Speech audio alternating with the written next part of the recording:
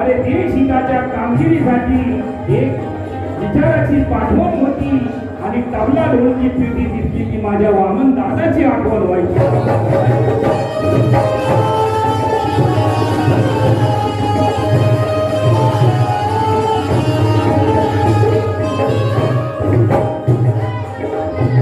भूत कबीर शाहू